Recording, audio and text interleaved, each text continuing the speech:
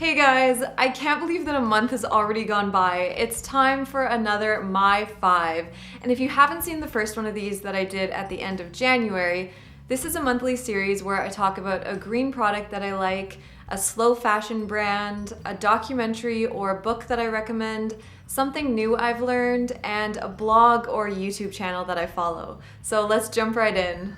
The product I want to talk about are these reusable produce shopping bags. I got these this month and I think they're really awesome. I was kind of debating about getting these for a while. We would try to use paper bags as much as possible in the grocery store, but paper also needs to be recycled, and I figured that buying something that is reusable like this, that I can wash and just take with me to the grocery store, is really good, and I'm gonna have it probably, hopefully, forever.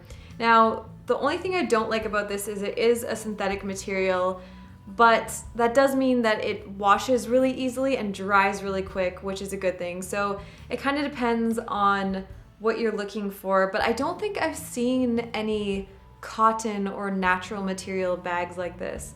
I originally was thinking of sewing some myself, but another good thing about the synthetic material is that they're quite light, because you don't obviously want anything that's really heavy, since your produce, your veggies, and fruit are gonna be weighed. This one is by Take 5 Nets, but I've seen lots of different brands and I've seen them in a lot of different grocery stores in Canada, America, and in Europe.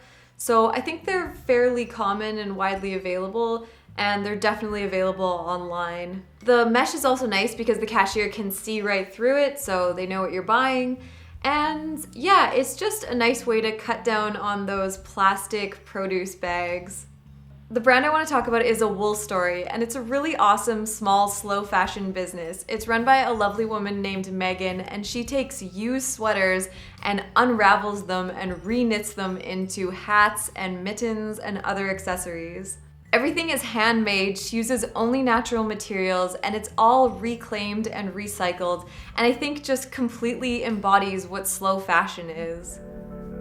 A wool story is a labor of love. It's my own way of showing that you can make something sustainably, you can have a business that doesn't create waste, and that is completely transparent and responsible on every step. And last time I was on the website, it looked like they're also going to be selling the reclaimed wool for knitters. A documentary that I'd recommend watching is Trashed, and this is available on a few countries' Netflix and also online. I'll link to more information below. And this is about just waste and what happens to our waste, and also the environmental and health implications of our garbage. So it's not specifically about fashion, it's more about plastic and food waste. And I mean, we all know that trash and landfills and incinerating trash is bad, but I was really shocked at some of the health implications that come from that, especially from incinerating garbage. And it's kind of scary when they talk about how much garbage there is in the world and how our oceans are full of plastic. And when garbage is burnt, it's polluting the farms and the communities that are around incinerators. It's really scary what we're doing to this planet, and for me it was just another reinforcing thing to make sure that I'm more aware of my plastic and my waste, and it's something that I'm constantly trying to cut down on. I would love to eventually be at a point where I have zero waste, and that's for sure something that I'm working towards and a goal that I have. But it's a really good reminder, I think, to watch documentaries like that and to see these landfills and these polluted beaches and just what's happening to the garbage when it breaks down. For me, it was really surprising. They talk about how pollutants bioaccumulate and how they're passed on to babies and to children.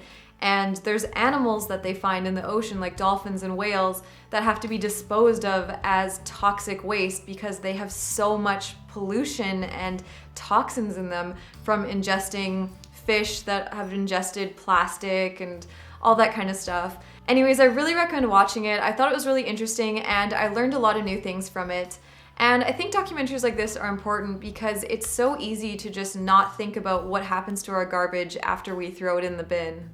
The new thing I learned this month is about glycerin, which is an ingredient in a lot of hair care and beauty products.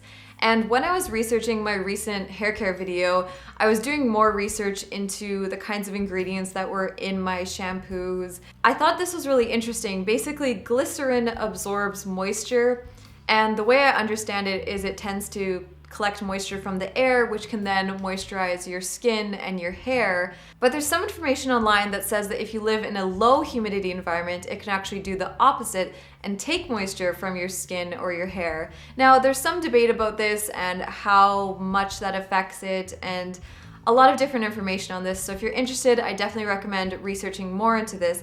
But what it showed me is that it's not only your skin or your hair type that can affect how products work for you, but also where you live. I just never really thought about that before.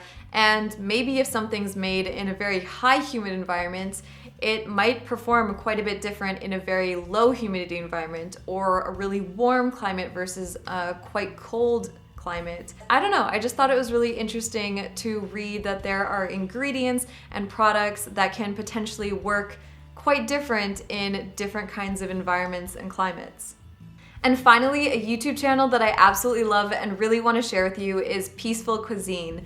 And it's by a guy, I believe his name is pronounced Ryoya Takashima, that might be totally wrong though. And he creates cooking videos and they're absolutely beautiful.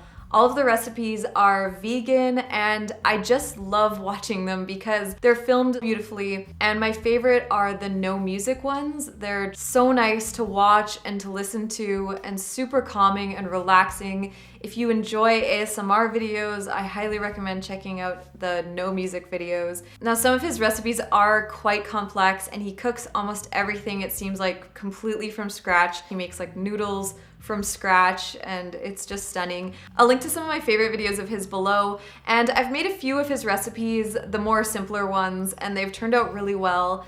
And yeah, I just recommend checking it out if you're interested in vegan cooking, if you like watching beautiful cooking videos, or if you like watching really nice, relaxing videos. So I hope you guys enjoyed this video and are liking this series. As always, I would love to hear your thoughts on the things I talked about and what you're enjoying this month.